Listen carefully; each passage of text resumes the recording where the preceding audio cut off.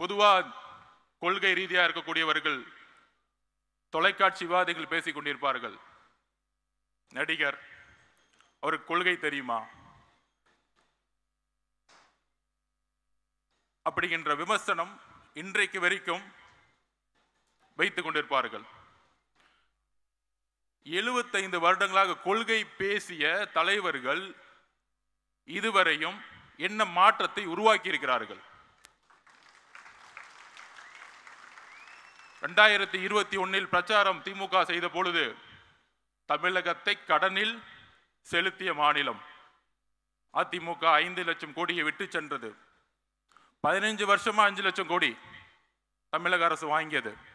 இன்றைக்கு வந்த 4 வருஷத்துல 4 லட்சம் கோடி. இன்றைக்கு 9 லட்சம் கோடியாக கடன் சென்றுகிட்டு இருக்கிறது. Policy failures. கொள்கைகளை பேசி மேடைகளில் பேசி மக்களிடம் கவர்ச்சியை ஏற்படுத்தி அந்த கவர்ச்சி மூலம் ஆட்சியை ஏற்படுத்தி அந்த ஆட்சியின் மூலம் ஊழலை மட்டுமே செய்து கொண்டிருக்கின்ற ஒரு அரசாங்கம் தான் இன்றைக்கு இருந்து கொண்டிருக்கிறது.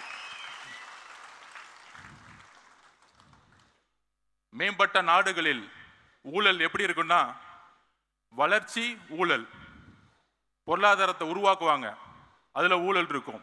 இங்க கடனை உருவாக்கி அதுல ஊழல் பண்றாங்க. இதுதான் பிரச்சனை. ஊழல் பண்றீங்க, ஒரு பொருளாதாரத்தை உருவாக்கி ஊழல் பண்ணா கூட ஒரு பெரிய புரட்சியை மேலை நாடுகளை பார்க்கலாம்.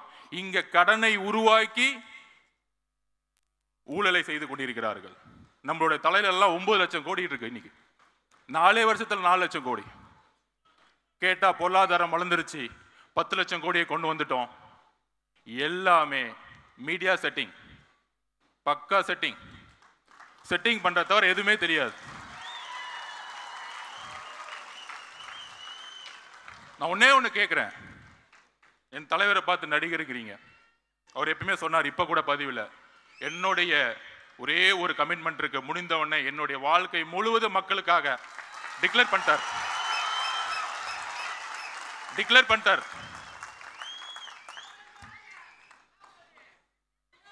ஓப்பனா டிக்ளேர் பண்ணிட்டார்.